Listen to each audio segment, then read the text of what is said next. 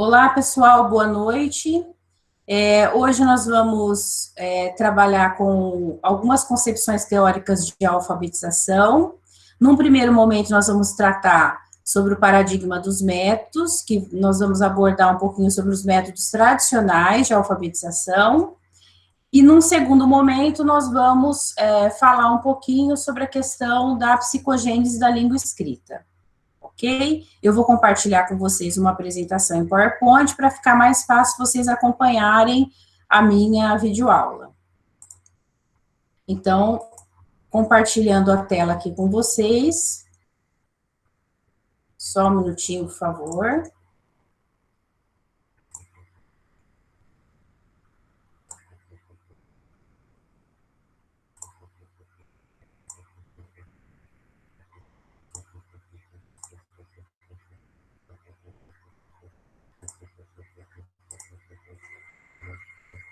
Vamos lá, então. Eu estou compartilhando com vocês uma apresentação das concepções teóricas de alfabetização. Primeiramente, como eu já mencionei, nós vamos iniciar com o paradigma dos métodos. Como vocês podem observar aqui, nessa linha do tempo, nós temos aqui, iniciando se a gente for pensar no Brasil, nós temos desde o paradigma dos métodos, que a gente tem início aí mais ou menos no século XVIII, e a gente vai por volta dos anos de 1980. Passando essa linha do tempo, nós temos em 1980 o paradigma construtivista, com a publicação da Psicogênese da Língua Escrita, da Emília Ferreiro e da Ana Teberoski. Continuando essa linha do tempo, nós temos o paradigma do letramento, que ocorreu também por volta dos anos de 1980, 1990. E depois disso, nós temos o paradigma do alfabetizar letrando, que é um paradigma mais a partir dos anos 2000 e que é um paradigma vivenciado na atualidade, ok? Então, essa é uma linha do tempo para vocês terem uma noção de todas as concepções de alfabetização existentes, né? Todas as propostas de alfabetização teóricas, cada uma com a sua linha pedagógica, com a sua abordagem de aprendizagem, sempre pensando que por trás de qualquer concepção teórica, né, o professor, por trás de qualquer prática que ele tenha, didática, metodológica, ou a sua atuação em sala de aula, é permeada, é sustentada por meio de uma tendência pedagógica ou uma teoria de aprendizagem também. Falando do paradigma dos métodos, eu elaborei para vocês aqui uma síntese das principais características desses métodos tradicionais de alfabetização. Então, quando a gente fala em método tradicional de alfabetização, a gente tem que ter a clareza de que a perspectiva pedagógica que sustenta o paradigma dos métodos é a pedagogia tradicional ou tecnicista. Então, se a gente for parar para observar aqui, né, eu fiz um PowerPoint bem enxuto e para vocês entenderem as características principais. Então, o que nós temos aqui? A pedagogia tradicional tem como concepção de aprendizagem o empirismo, que é aquela ideia do estímulo-resposta.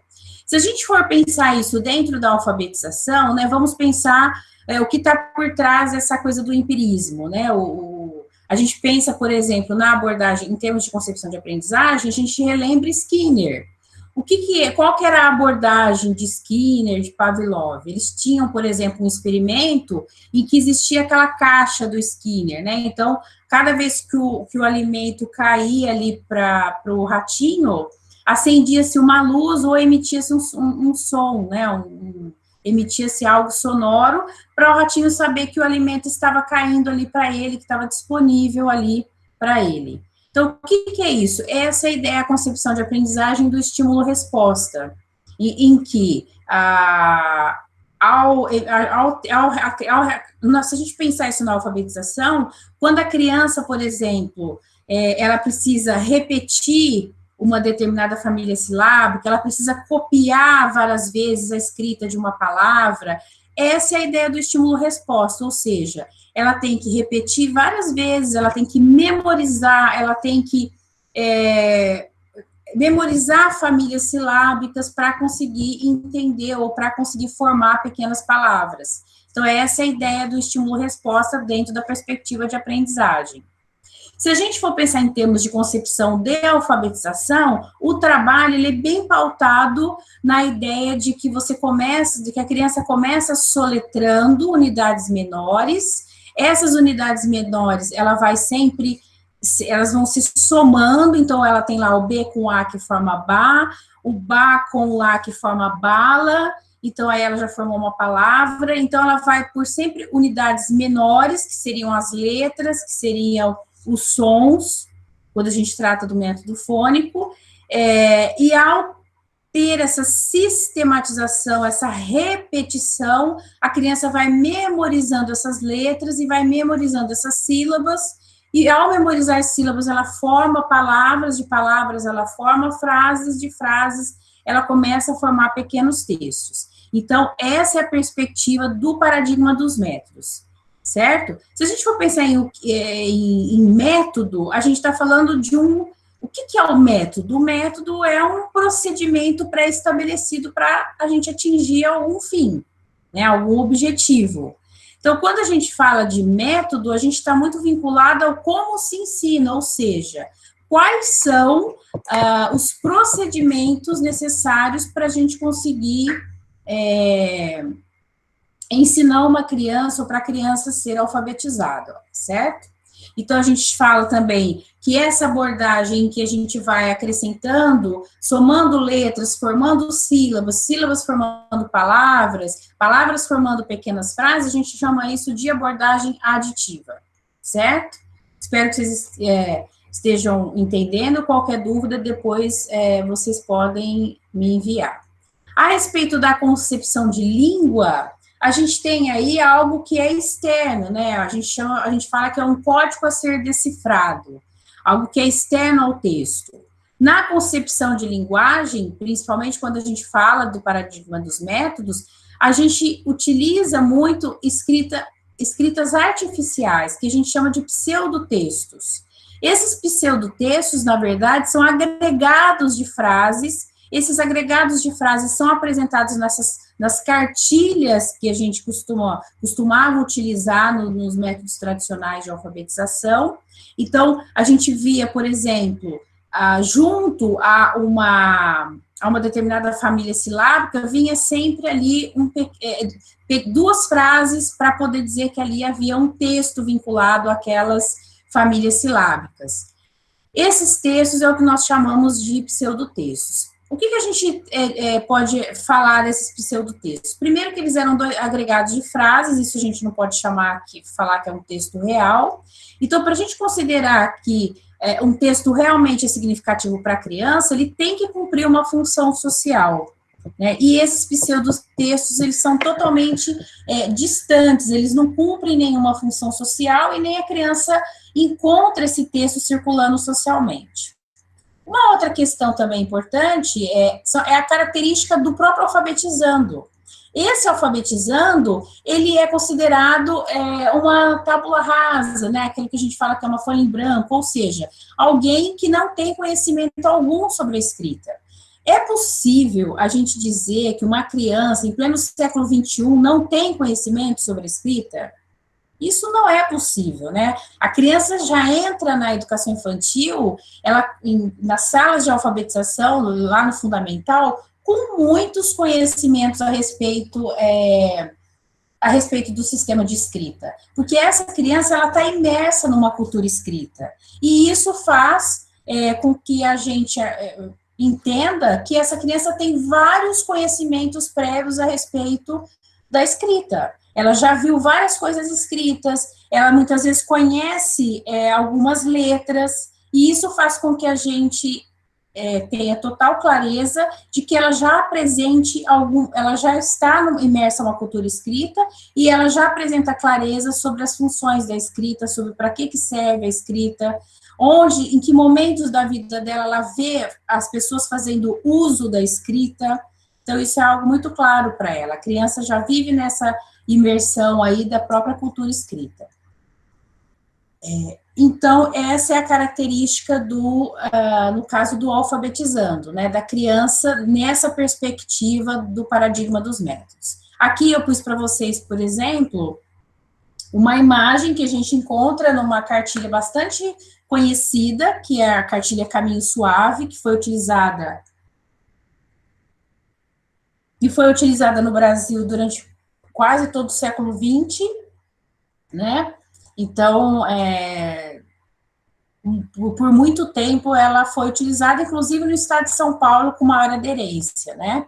E aí, o que a gente nota aqui? A gente vê que a família silábica, ela é apresentada, e existe aqui uma discriminação visual vinculada à criança, por exemplo, guardar que o B é o B da barriga, então ela faz essa associação, e esse desenho é bem voltado para a criança lembrar do corpinho aí que é apresentado, o corpinho da criança representando o Bá.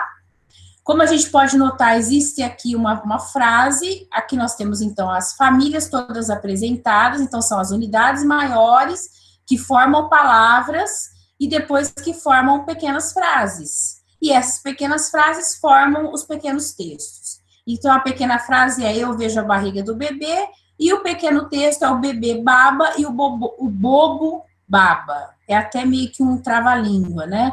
Por quê? Porque a gente vê que o texto, ele é totalmente construído utilizando a família do baba e bobu. Então, isso é o que a gente chama de pseudotexto. A criança, normalmente, em sociedade, é esse o texto que ela utiliza, é esse o texto que ela escuta quando, por exemplo, a gente faz uma leitura para ela na educação infantil. É essa estrutura de texto que ela conhece? Provavelmente não é, né? Em momento algum ela vai encontrar esse texto circulando socialmente. Uma outra coisa também importante é que esse pseudotexto, ele não utiliza-se de elementos de coesão e coerência, que é um outro elemento importante para a gente dizer que ele é um texto. Então, mais uma vez, nós estamos aí, a gente está se referindo a um pseudotexto, ou seja, um falso texto. Como vocês podem notar também, nessa cartilha, o formato que se apresentava para a criança era um formato já de letras minúsculas e maiúsculas juntas, e a gente já apresentava de cara o quê? A letra cursiva. O que hoje isso não é mais, o que não se faz mais isso hoje, né? A gente apresenta agora, a gente começa com letras maiúsculas, e quando a criança se torna totalmente alfabética, é que a gente inicia aí com o uso das letras cursivas. Eu gosto sempre de mencionar que, por que hoje a gente tem, para tudo na alfabetização, a gente precisa saber o porquê. Nada a gente utiliza sem finalidade. Se existe uma concepção teórica por trás disso, é porque a gente sabe que existe um objetivo, uma intenção. O nosso ato, ele é um ato intencional. Então, por que hoje os estudos mostraram já há bastante tempo que se utiliza isso, né? Desde os anos de 1980, então a gente já está falando aí de 40 anos, de 4 décadas, a gente já começa a repensar que esse formato de apresentação, que de cara vem a letra cursiva, faz com que a criança não observe, de fato, quantas letras ela utiliza para escrever. Então, muitas vezes, se a gente for parar para pensar, por exemplo, nesse B com U aqui, ó, que o U já sai da própria voltinha do B, a criança tem uma certa dificuldade em discriminar que aqui são duas letras. Se a gente pegar, por exemplo, o bru, da bruxa, a criança bate o olho muitas vezes, se tiver escrito de forma cursiva, ela vai achar que ali nós temos 4 letras, porque o R, ele é quase imperceptível. Então, hoje nós utilizamos as letras maiúsculas para que ela perceba todas as letras que são utilizadas para compor a escrita da palavra, né, essa relação grafema-fonema, e ela observa cada uma das letras e pensa em quantas letras utilizar para escrever. Então, nós vamos começar a ver, a partir de agora, ao abordar a psicogênese, que a criança precisa estar a todo momento refletindo sobre quantas letras ela usa para escrever e quais são essas letras. Se ela precisa refletir sobre quantas letras, eu preciso fazer com que ela reconheça letras maiúsculas, porque aí ela vai conseguir discriminar melhor quais são essas letras que ela vai utilizar para escrever, ok? Então, esse aqui é um exemplo de uma cartilha que, no caso, foi extremamente utilizada no Brasil, por isso que eu utilizei como exemplo de método, já que a gente está falando de métodos tradicionais de alfabetização. Bom, continuando, então, a respeito dos métodos, nós temos nos métodos, então, tradicionais de alfabetização, o foco é o como se ensina, porque ele é muito voltado para os procedimentos, ou seja, no início do ano, a professora apresenta todas as vogais, depois ela apresenta todas as letras do alfabeto e ela começa o trabalho de apropriação das famílias silábicas. Então, ela sabe dos procedimentos metodológicos que já estão muito bem definidos, sem necessariamente considerar quais são os conhecimentos que essas crianças têm sobre a escrita. Então, ela já inicia o ano não pensando não partindo dos conhecimentos prévios dos alunos, mas partindo dos procedimentos metodológicos que já estão pré-estabelecidos.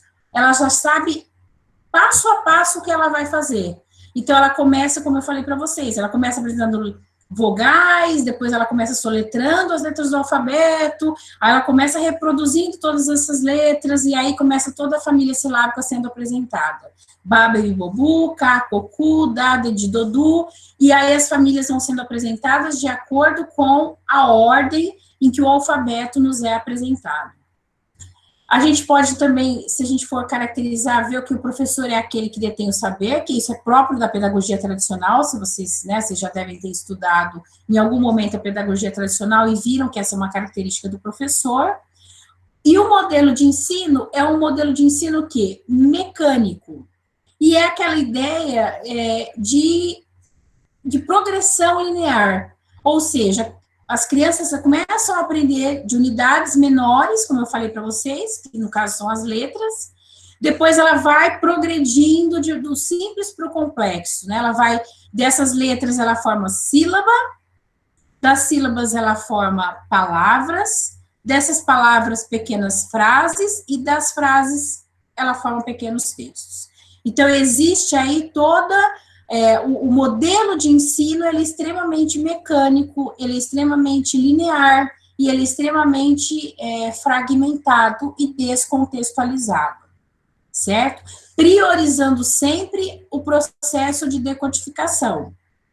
A ênfase aí no ensino, ele é muito voltada para o aspecto gráfico e para o aspecto psicomotor, ou seja, a criança precisa pegar no lápis e precisa reproduzir o formato das letras. E para isso, ela tem que estar, aquela ideia que a gente vinha, que muitos professores às vezes traziam, que tinha que fazer os exercícios de prontidão. O que eram os exercícios de prontidão? A chuvinha, o zigue-zague, todos os exercícios de pinça, de pegada, para a criança poder ficar com a mão firminha para conseguir pegar no lápis. Então, esses exercícios de prontidão, chuvinha, zigue-zague, cobrinha, eram feitos repetidas vezes, a criança nem sabia por que estava fazendo aquilo, acreditando-se que com isso a criança tinha aí todo um exercício de mobilidade gráfica, de preparar a mãozinha para poder pegar no lápis e fazer, e preparar para depois poder escrever as letras. Coisa que a gente sabe que hoje, ao fazer o próprio formato da letra, ela já está exercitando, ela já tem esse formato da letra de forma muito mais contextual, porque ela já vai, de fato, escrevendo letras, então é totalmente desnecessário o exercício de prontidão, porque é muito mais produtivo e significativo para a criança escrever a própria letra, do que necessariamente ficar fazendo chuvinha, cobrinha, zigue-zague, totalmente desconexo do que é a escrita, certo? Então, essa é a ênfase dos métodos. Aqui eu coloquei para vocês perceberem quão distante, assim, o quanto tempo essa cartilha ficou disponível para a utilização dos professores alfabetizadores. Então, olha só, nós tivemos a primeira edição em 1948, depois, em 1980, ela foi modificada, depois a 68ª em 1965, em 1980 nós tivemos uma ampliação, uma modificação, e nós temos uma edição atual dela, né, que olha só as capas como foram mudando. Essa aqui, então essa aqui é que eu fui alfabetizada, né, nem sou velha nem nada, mas essa aqui é a capinha da cartilha que eu fui alfabetizada, depois mudou para essa, mais ou menos por volta aí, né, aqui foi anos 70, anos 80, aqui anos 90, e aqui é a cartilha que nós temos para vender. Então, se vocês forem lá na livraria Saraiva, vocês vão encontrar uma cartilha com essa capinha, e ela está escrito que foi renovada, ampliada e atualizada, e está de acordo com o novo acordo ortográfico da língua portuguesa, né? No caso, essa cartilha aqui ainda está à venda e muitos professores utilizam. O que a gente tem nela? A gente tem método tradicional de alfabetização, basicamente silabário, uso do silabário, ok? No Brasil, nós vamos ver, aqui a gente tem, para vocês saberem quais são as características dos métodos existentes, e eu já esclareço para vocês o seguinte, essas cartilhas que nós vimos da Caminho Suave, por exemplo, a gente chama, a utilização ali é método misto, porque nós temos o sintético e o analítico sendo trabalhados juntos. Então, quais são, basicamente, né, o uso do sintético?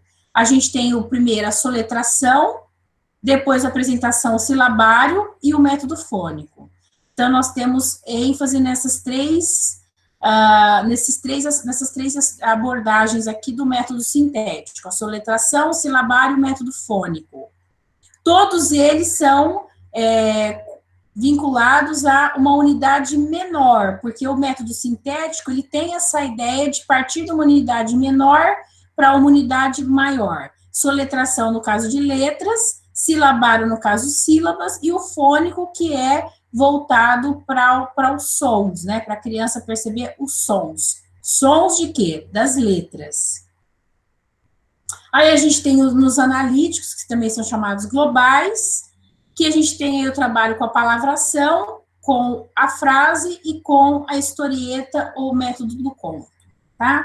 O método analítico, embora tenha uma abordagem mais global, por que ele se enquadra em método tradicional? Porque ele ainda continua tendo todas aquelas características que eu falei a vocês. Ele é mecânico, ele é fragmentado, então ele continua tendo as mesmas características, inclusive a abordagem de aprendizagem é empirista. Então, o professor, ele é o detentor do saber, o aluno é passivo no processo de alfabetização. Então, por haver características que são dos métodos, né, tradicionais, então, aqui nós temos os dois principais tipos, né, o sintético e o analítico ou global. A gente chama mais de analítico dentro da ideia da alfabetização. Aqui eu também trouxe exemplos de cartilhas bastante antigas para vocês terem uma ideia de como eram apresentados os textos para a criança. Então, a gente vê novamente que a criança tem que ficar memorizando ai, ia, au, ui, que são, inclusive, palavras que ela pouco vê no dia a dia. Então, para ela, isso é nada significativo. Tá? São cartilhas aí do século, algumas do século XIX ou a maioria do século XX, né? Isso na primeira metade do século XX. Aí eu trouxe mais um exemplo, ó, essa é a família da apatanada, então existe uma repetição também aí das famílias silábicas, né? Pata e nada, então aí fica uma repetição das sílabas. Aqui outro exemplo. Inclusive aqui, né, a professora usava o recurso, né, o B com A fica o parzinho, então forma o Bá, do Bá, Bebi, Bobu, e aí se memorizavam todas essas famílias silábicas. Aqui também a gente vai ver que é outro modelo, né, de uma outra cartilha também bastante antiga, aqui uma outra também bastante antiga, e eu tô colocando mais para vocês perceberem que a estrutura das cartilhas são as mesmas, né, todas elas pautadas em métodos tradicionais, todas pautadas no ensino fragmentado, voltado para memorização de sílabas e para textos que nós chamamos de pseudotextos, porque não são textos que apresentam coesão e coerência. O que acontece quando a criança memoriza esse tipo de texto? Ela não vê aí nenhum elemento de coesão e coerência, então vocês não estão vendo aí, por exemplo, ó, a vaca é malhada, malhada é da zazá, zazá da palha vaca. Então, em nenhum momento vocês viram, por exemplo, um porém, um entretanto, um contudo, todavia. Então, que são coisas, elementos simples, são conectivos simples que geram coesão e coerência ao texto. E a gente não vê nem um recurso aqui de coesão e coerência. O que a gente nota são frases soltas, fragmentadas. Então, a criança se apropria de um texto com frases soltas e quando ela vai produzir o seu texto, ela faz nesse mesmo formato, certo? Então, a grande dificuldade da criança em produzir texto perante essa referência de pseudotexto é que quando ela vai produzir o seu, ela tem esse modelo como referência. E esse é o agravante do trabalho, né? Que aí a criança precisa, num segundo momento, lá na frente, quando ela já se tornou alfabética, aí que ela vai começar a pensar no processo de produção de texto. Coisa que hoje a gente já faz muito antes disso, né? Então, mais exemplos para vocês, ó, essas aqui são todas do início do século XX, essas também, olha, tá vendo essa? 1908, que é essa cartilha infantil, então, todas, ó, também, ó, tá vendo? 1928, 1939. Essas também, essa coleção Sodré, ela já foi, ela já é de 1989, então, às vezes vocês vão encontrar, por exemplo, os avós ou pais de vocês que tenham utilizado essa cartilha aqui. Então, ela já também foi mais usada no estado de São Paulo e em alguns lugares do Brasil também, no sul, no norte. Enfim, eu dei aí uns exemplos para vocês, para a gente poder finalizar essa parte de métodos tradicionais de alfabetização. Aqui, gente, nós vamos entrar agora, desculpa, tem um errinho aí, é construtivista, tem um I a mais aí, paradigma construtivista. Então, o que nós vamos falar a respeito da questão do paradigma construtivista? Primeiro, como que a questão desse paradigma entrou dentro, deu início dentro das propostas de alfabetização?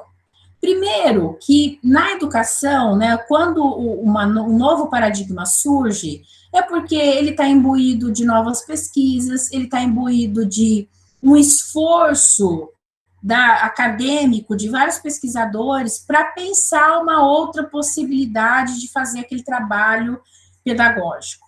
Na alfabetização, isso também aconteceu mais ou menos por volta dos anos de 1980, se a gente for pensar no Brasil.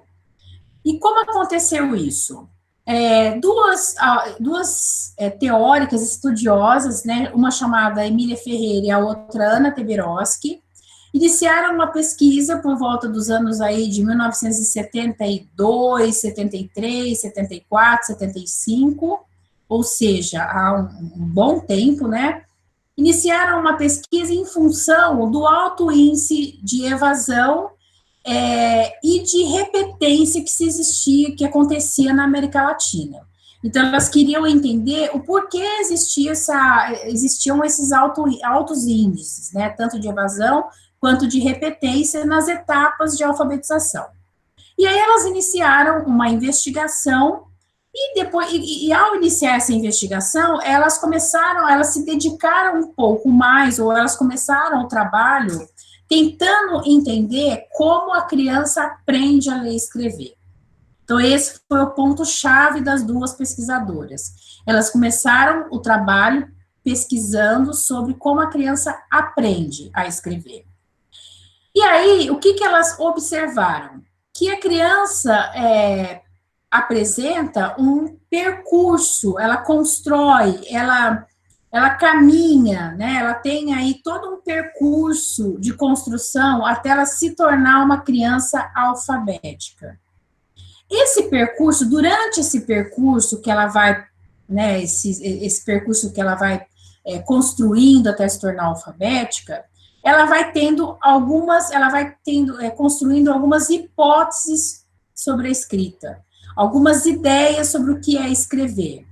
Ela começa inicialmente com ideias bastante iniciais, bastante primitivas, que aí ela começa, no caso, a fazer garatujas, depois ela já começa utilizando letras e números, muitas vezes não sabendo que número serve para poder quantificar e letra serve, de fato, para escrever, então ela mistura tudo.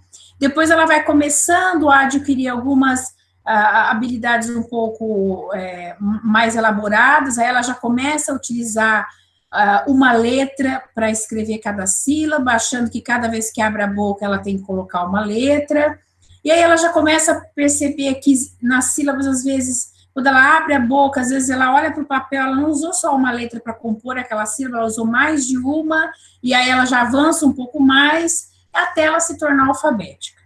Esse percurso que eu estou falando para vocês são as hipóteses de escrita, que nós temos aí, que a Ferreira e a Teberoski estabeleceram como pré-silábico, silábico alfabético, que ela chamou de nível intermediário, e o alfabético. Essas hipóteses de escritas todas, hoje, eu não vou falar delas, porque hoje eu vou me dedicar a falar sobre as características gerais do paradigma construtivista, que é uma concepção teórica de alfabetização, né, e, efetivamente, da psicogênese, mas com características gerais. Então, nesse momento, eu não vou explicar a vocês a respeito da característica de cada hipótese, porque isso a gente vai ver depois, ok? Primeiramente, o que a gente precisa saber? Quais são as características do paradigma construtivista na concepção de alfabetização, ok?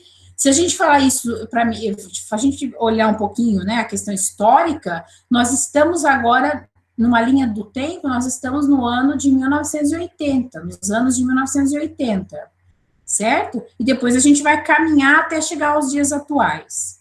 Então, essa proposta é uma proposta que, embora seja historicamente tenha acontecido a partir dos anos de 1980, é um referencial teórico que a gente utiliza até hoje para poder fazer o nosso trabalho de diagnóstico de amostras de escritas infantis e para direcionar o nosso nosso trabalho de intervenção e até de elaboração das atividades de alfabetização. Porque a gente vai ver que, partindo dessas ideias da Ferreira e da Teberoski, a gente muda a nossa forma de ver o trabalho de alfabetização. Porque agora a gente vai primeiro observar como a criança aprende. E é partindo desse aprendizado que a criança faz durante o processo de alfabetização, é partindo daí que eu inicio o meu trabalho, o meu ensino, é que eu planejo as minhas atividades de alfabetização. Certo? Então, eu não tenho mais a minha cartilha pronta. A cada ano, eu acabo me tendo aí diferentes alunos com diferentes conhecimentos a respeito da escrita, e aí, baseado no diagnóstico que eu tenho das turmas, é que eu inicio o meu trabalho. Então, eu vou dar para vocês como um exemplo, né? De repente, eu começo o ano, eu tenho lá vários pré-silábicos, a maioria da sala, e eu vou iniciar meu trabalho de um jeito.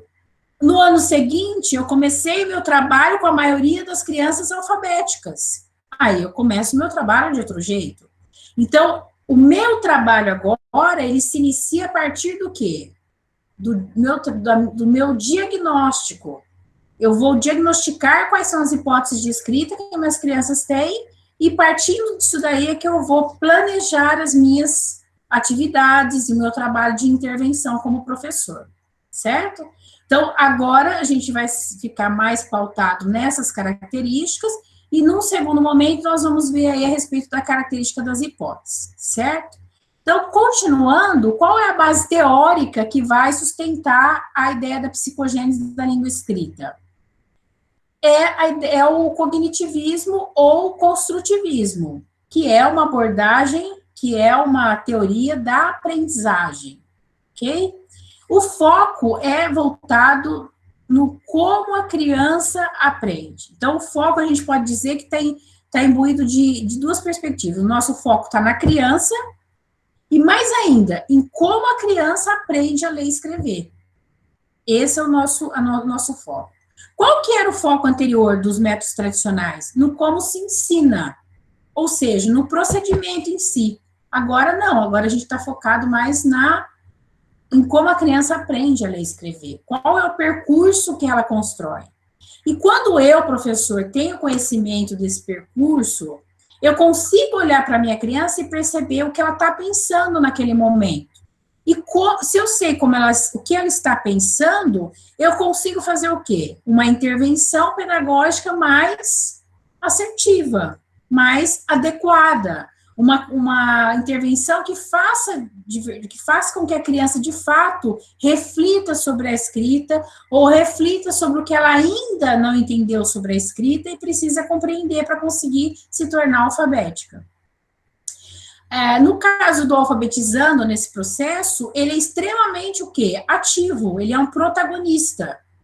Porque o nosso trabalho vai estar vai acontecer em função das características de escrita que essa criança apresenta e em função das ideias que ela apresenta sobre o conhecimento de escrita.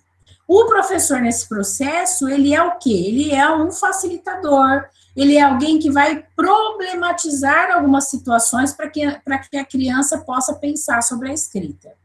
Então, são características que, se vocês observarem bem, são totalmente contrárias ao que a gente viu aí quando a gente falou do paradigma dos métodos, no caso, os métodos tradicionais de alfabetização. Avançando mais um pouquinho, qual é o modelo de ensino que está por trás dessa ideia da psicogênese? A ideia de que o sujeito, de que a criança é alguém que está todo momento refletindo, todo momento estabelecendo relações, tentando entender como a escrita se processa, quais são as propriedades do nosso sistema de escrita. Eu vou falar muitas vezes para vocês sobre o sistema de escrita alfabética, que a gente trata pela sigla SEA, Sistema de Escrita Alfabética. Então, a todo momento, a criança busca entender, ou nós, professores, temos que fazer ela refletir sobre as propriedades do nosso sistema de escrita alfabética, para ela conseguir entender esse funcionamento e, assim, começar a escrever, aprender a ler e escrever, ok? O modelo de ensino também, falando um pouco mais sobre ele é pautado no quê? No uso do diagnóstico. Então, a todo momento, nós estamos fazendo um levantamento dos conhecimentos prévios que as nossas crianças têm sobre a escrita, através por meio de uma sondagem diagnóstica, e fazendo esse levantamento é que nós vamos conseguir pensar melhor como será conduzido o nosso trabalho, como eu vou elaborar as atividades, como eu vou trabalhar o processo de intervenção pedagógica no meu trabalho de alfabetização. A concepção de alfabetização tratada aí, ela é uma concepção bastante conceitual, obviamente, mas ela é um trabalho contínuo. É uma perspectiva de um trabalho que não está só ali em sala de aula. A criança está pensando sobre a escrita muito antes de entrar na escola. Então, por isso que a gente tem aí a ideia de que a alfabetização é algo processual. Antes de entrar na escola, ela já foi com a mãe fazer uma compra, levou uma lista de compras e já viu a mãe ticar ali todos os itens da lista para fazer uma compra no supermercado. Ela já viu a mãe pegando uma receita de bolo na internet para poder seguir o passo a passo e conseguir fazer o seu bolo. Ela já viu a mãe escrevendo no WhatsApp para algum colega e fazendo uso da escrita. Ela já folheou vários livros, ela já folheou revistinha e já viu que ali existem coisas escritas, muitas vezes vinculadas à imagem ou não, mas existem, a escrita faz parte desse cotidiano dessa criança. Então, essa é a concepção de alfabetização que trabalha essa perspectiva construtivista. É uma alfabetização que parte de algo mais processual, né? A criança tem esse contato com escrita na escola e fora da escola. E isso é algo bastante importante para a criança, inclusive, pensar o seu processo de alfabetização. A concepção de língua também é interessante da gente observar, porque essa língua, ela é tratada como um sistema notacional de escrita, né? Então, não é só a criança decorar a letra R. Ela precisa entender, por exemplo, que o R em braço forma brá. E se ela pegar barco, esse R deslocado para outro lugar forma bar. Ou seja, existe aí uma construção conceitual bastante importante. O fato de eu ter deslocado o brá, de eu ter tirado o R desse meio aí, colocado depois, forma bar. Eu formei uma nova pauta sonora, certo? Uma nova construção aí fonológica. Então, ela precisa perceber que existe todo um sistema notacional de escrita que faz com que essas relações, essas pautas sonoras sejam elaboradas, certo? Esse é um processo complexo para a criança? É complexo. Por isso que nós precisamos, a todo momento, usar a nossa intervenção para conseguir fazer com que essa criança aprenda. A ênfase do nosso trabalho, a gente via que no método tradicional, era a ênfase em texto, em pseudotexto, em sílaba. Agora, o nosso trabalho vai ser pautado em textos que circulam socialmente. Textos reais e que circulam socialmente, ok?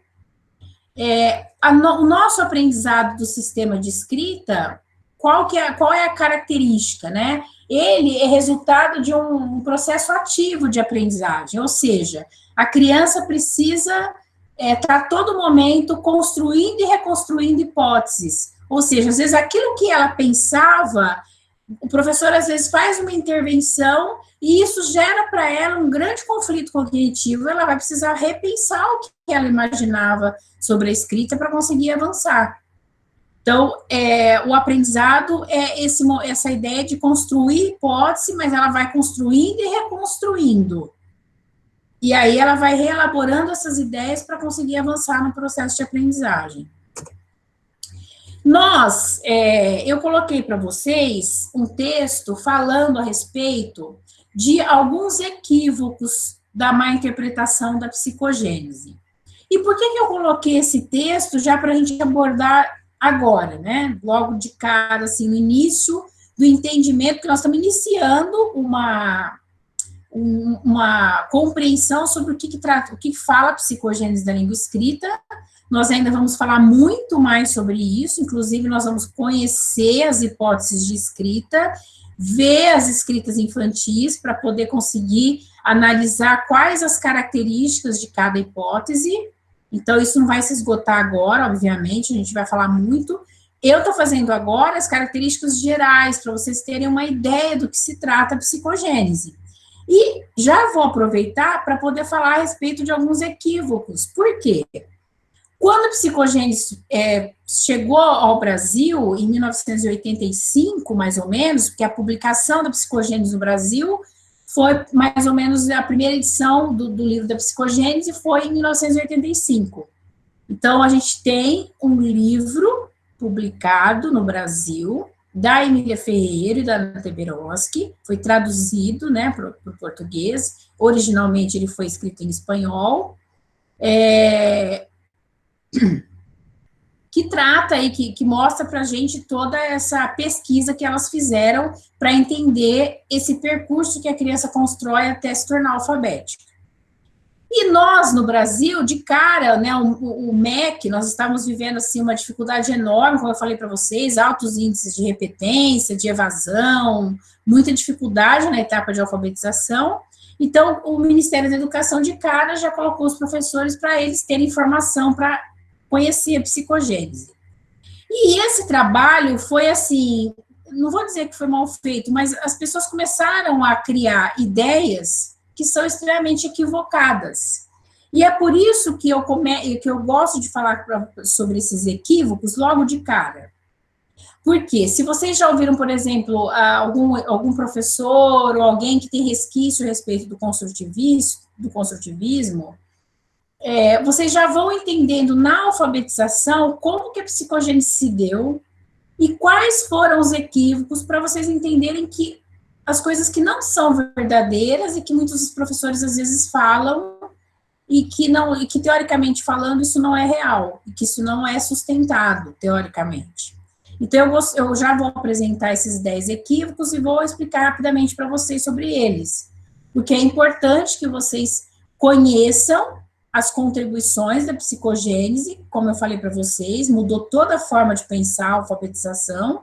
Antes a gente voltava-se muito mais a ficar pensando em procedimento didático, e hoje, com a psicogênese, a gente deu para o professor um olhar mais para como essa criança aprende, para a aprendizagem da leitura e da escrita, que é um ganho enorme em termos de contribuição para pensar o trabalho de alfabetização. Então, essa foi a contribuição. Mas também surgiram equívocos de uma má interpretação para o trabalho de alfabetização. Então, vamos ver quais foram esses equívocos. Aqui eu coloquei algumas limitações, mas eu vou caminhar um pouco para os equívocos, que aí depois eu retomo essa ideia que eu coloquei nesse PowerPoint das limitações. O primeiro equívoco do trabalho da chegada da psicogênese foi a exclusão do ensino de conteúdos específicos da alfabetização, ou seja, o abandono da especificidade, né? Por que houve isso? Quando nós tivemos a chegada da psicogênese, foi disseminado, né, que nós teríamos que trabalhar com textos que circulam socialmente. Essa ideia ainda é a ideia defendida, a gente defende a ideia do trabalho com textos, né, que são muito mais, que são reais, que circulam socialmente, que a criança tem contato no seu dia a dia, então, para ela isso vai ter um cunho de uso social, ou seja, ela vai entender que a escrita cumpre uma função social, ou seja, quando ela escreve um texto, ela escreve porque ela existe uma finalidade ali, ela tem um porquê escrever aquele texto. Então, ler e escrever ganha para ela um outro sentido. Quando esse discurso chegou para os professores, o que eles deixaram de fazer? Deixaram de trabalhar com o que é específico do trabalho, que é o trabalho com a questão mais técnica. O que é essa questão técnica? É compreender o sistema mesmo de escrita. É a criança entender, por exemplo, se ela vai escrever borboleta, mas borboleta começa com B, bor, começa com B, O. Mas ela usou P, mas por que você usou P em vez de B? Professor, porque fala borboleta usando P, fica por, fala usando B, fica bor. Ou seja, embora o aparelho fonador aqui, ele faça sons, ele imita sons muito parecidos, é uma outra letra que se usa. Ou seja, quando a criança faz essa reflexão sobre que letra põe, que letra não põe, ela escreveu faltando uma letra, ou ela precisa entender, Mariana começa com M, com Mariana eu formo Ana, formo Maria, eu posso desmontar Mariana e formar vários outros nomes de outros colegas da sala, eu posso formar, de Mariana eu formo Marina, formo Maria, formo Ana, ou seja, ela está pensando aí em como utilizar essas letras, como fazer uso do sistema de escrita. É isso que eu chamo de específico da alfabetização. Então, o primeiro equívoco foi quando os professores acharam que não precisava mais trabalhar com isso, que bastava trabalhar o texto, que isso já era suficiente. Isso não é verdadeiro. Eu trabalho com texto? Posso trabalhar, ele vai me servir, ele vai ser o meu contexto, o meu conteúdo sociocultural real. É dele que eu vou partir para a criança perceber o significado da escrita. No entanto, eu também tenho que trazer esse uso aí daquilo que é específico, que é a criança entender de fato o sistema de escrita alfabética, que letra eu uso, qual é a letra, quantas letras eu vou utilizar, ok? Então, esse é o primeiro equívoco. O segundo equívoco é um equívoco bastante comum. É a ideia que os professores falam que o construtivismo na alfabetização, ou seja, ou não na alfabetização, em qualquer outra área do conhecimento,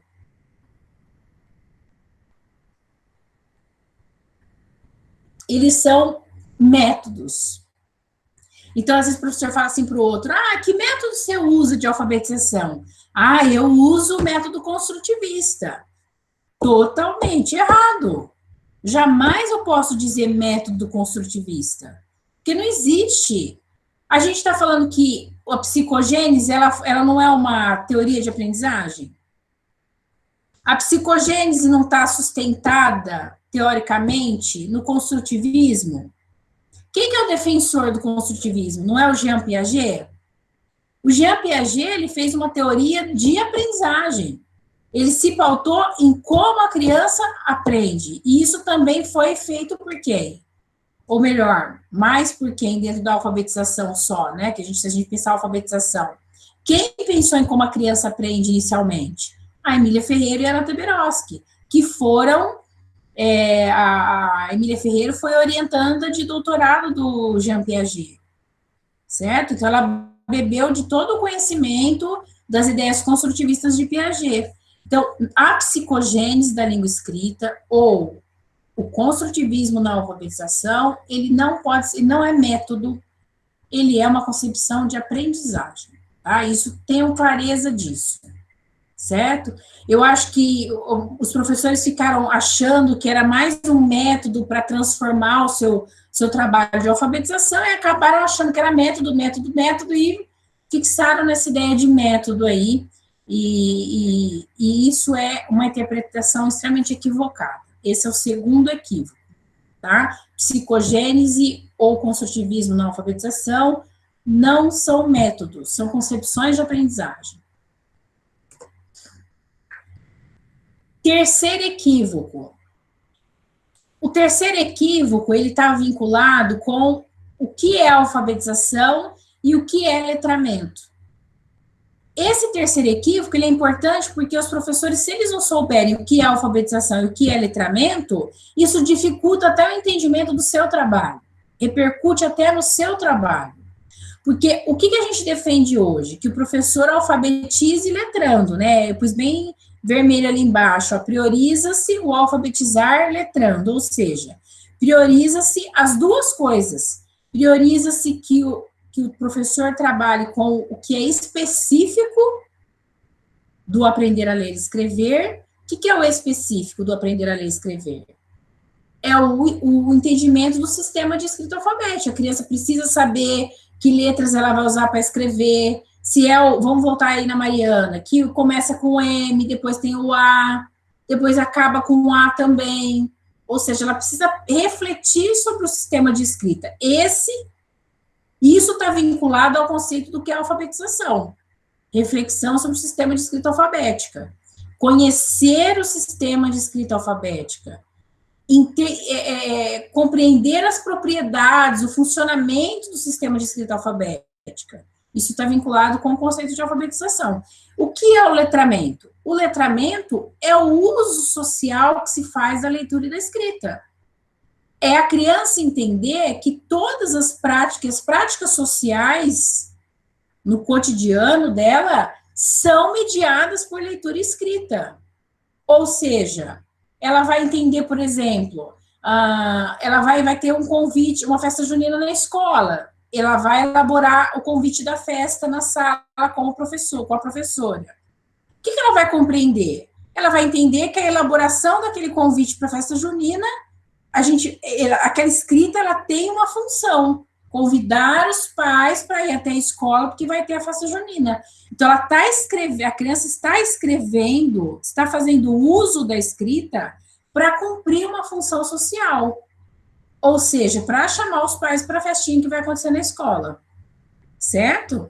Então, o letramento está vinculado ao uso social que você faz da escrita. E a alfabetização está vinculada ao conhecimento, ao trabalho com o código, ao entendimento das propriedades do sistema de escrita alfabética, a criança pegar no lápis e entender que letra começa, que letra termina. Isso é voltado ao conceito de alfabetização. E o conceito de letramento é voltado para o uso social, para o trabalho com o texto. As duas coisas devem acontecer para o trabalho ser efetivo. Por isso que a gente chama de alfabetizar letrando. Outro quarto equívoco é a questão do trabalho com o texto. O que quer dizer isso? Utilização de diferentes suportes. Primeira coisa, que quando surgiu essa coisa de trabalhar com texto, os professores primeiro deram uma ideia de utilitarismo para o texto, para trazer essa coisa do uso social. O que é a ideia do texto utilitário? É eu só trabalhar com receita, com bilhete, ou seja, tudo que do cotidiano, que ela usa só no cotidiano. Quando a gente fala trabalho com texto, é todo tipo de texto, inclusive o texto literário. E o professor precisa ter clareza que todo tipo de texto cumpre uma função social. O literário também cumpre uma função social. Quando a gente lê, por exemplo, uma poesia para criança, ela tem que função? A função de entreter, de emocionar, de envolver, de despertar nela sentimentos, imaginação. Pensa num conto de fadas, que é um texto literário. Qual que é o objetivo dele? Também é a mesma coisa. Envolver, fazer a criança adentrar aquele conto, se imaginar naquela situação, criar aquele cenário na cabeça, né, e mais ou menos se envolver com aquele conto. Então, o equívoco aí qual foi? O equívoco aí foi acreditar que ela só deveria trabalhar com texto, e além de só trabalhar com texto, que esse texto deveria ser o texto de uso social apenas, ou seja, os utilitários. Bilhete, cartinha, receita, esvaziando a sala de aula um pouco do uso do literário. Então, o que eu trago para vocês é o seguinte, o que é adequado?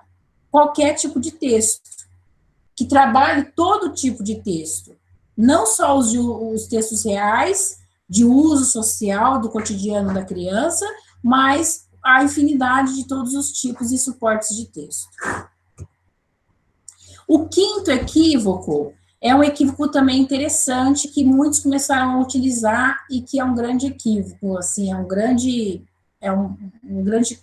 problema, porque ele não gera uma aprendizagem efetiva.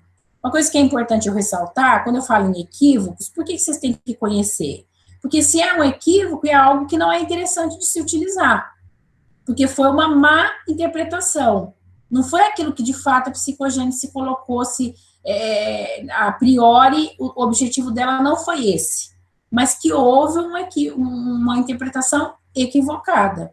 Então, eu trato esses 10 equívocos agora para vocês de cara saberem que são questões que não estão trabalhadas teoricamente na psicogênese. Esse quinto equívoco fala que os alunos aprendem a escrever só de ver o professor escrevendo na lousa. Então, esse tipo de equívoco, de característica, de trabalho, ele não é verdadeiro, ok? Mas ele não é verdadeiro, mas deixa eu explicar uma coisa a vocês. Se, por exemplo, o professor está fazendo uma revisão, então ele pegou um texto de um aluno e está fazendo uma revisão coletiva. Então, ele pôs o texto na lousa, obviamente ele não falou de quem era o texto, para não expor a criança, mas ele pôs um texto na lousa e ele está fazendo uma revisão coletiva. Esse tipo de atividade não é essa que eu estou falando. Esse tipo de atividade de revisar coletivamente está correto. O equívoco que eu estou falando é aquele equívoco de que o professor escreve e só de ver ele escrevendo, ele já aprendeu a palavra. Isso não é verdade.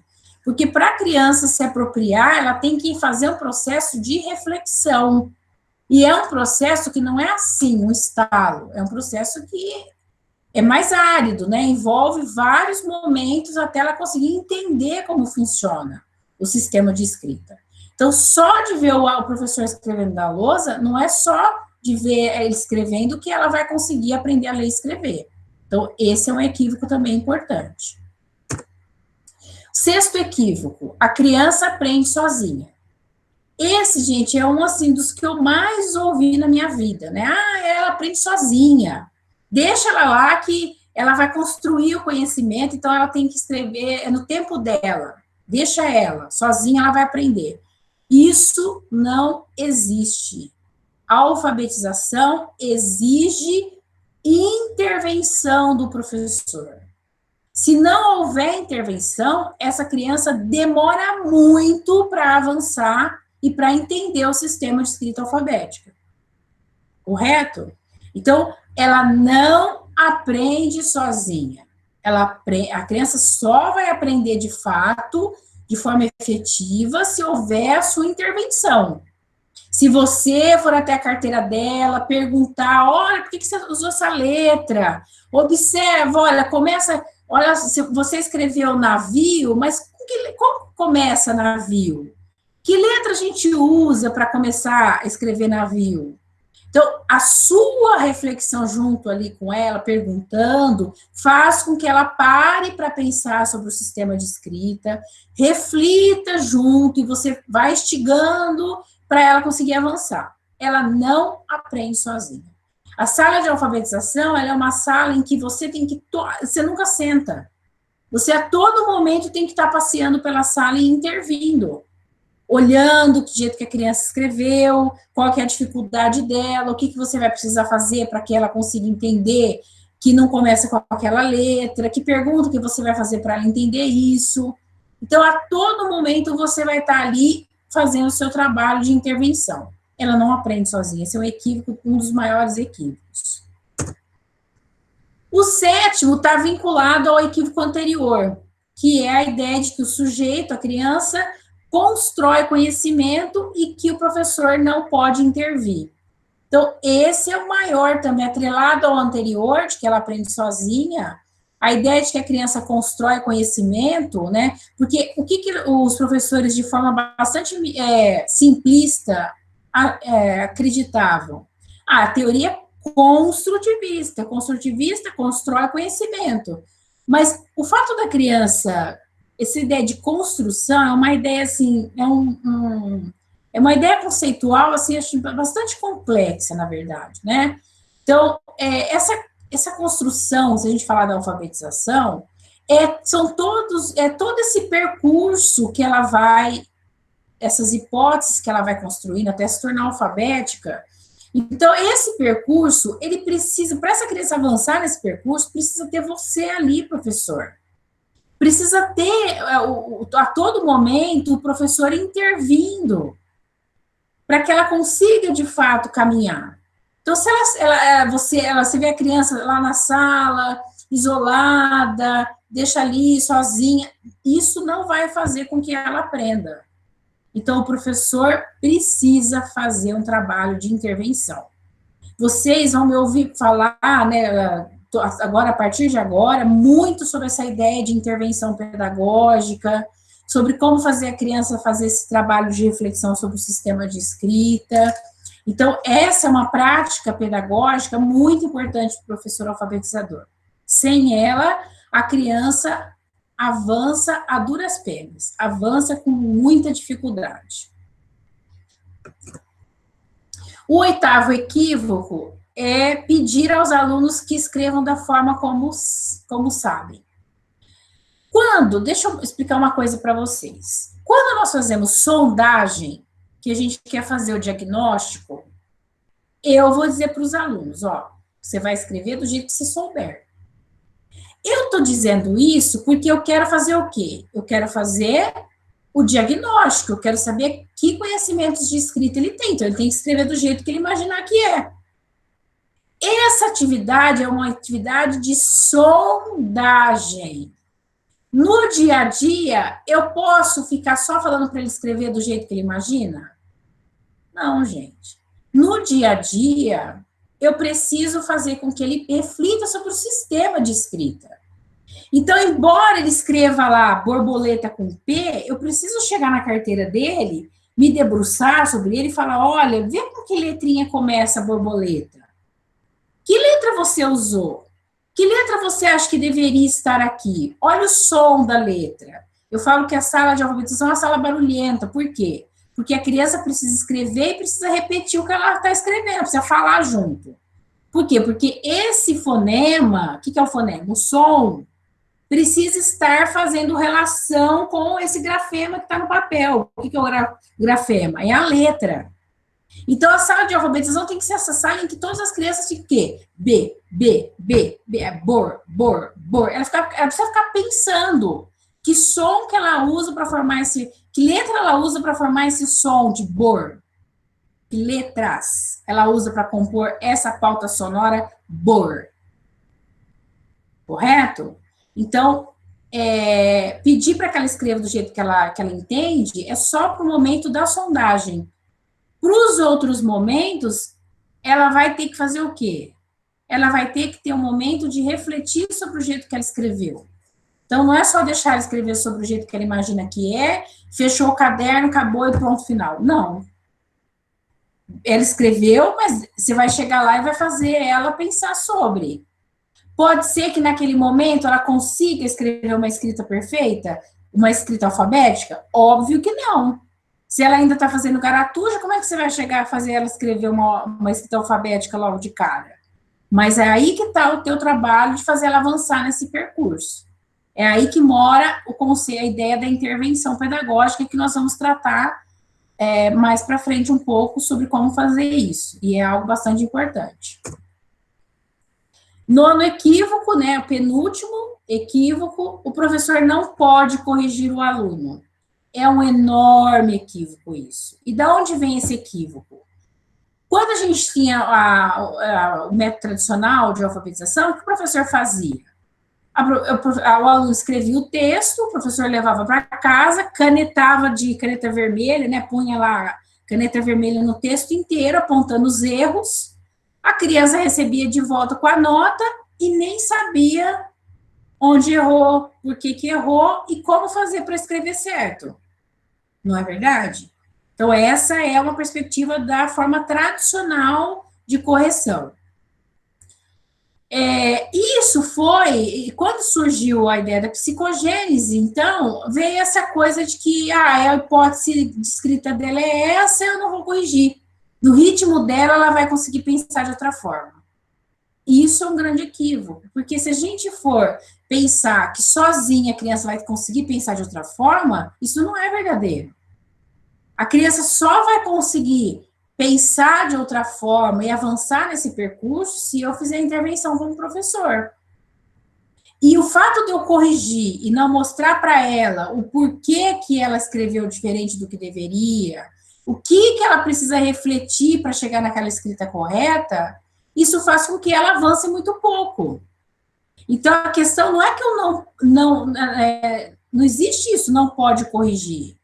A ideia é que o meu trabalho tem que ser voltado para uma intervenção que faça ela refletir sobre o erro que ela fez, que é um erro que a gente chama de erro construtivo, e aí esse erro que ela cometeu ali, ela precisa de um trabalho de reflexão sobre a escrita, de intervenção do professor, para conseguir chegar numa escrita mais convencional possível. Então, esse é o nono equívoco.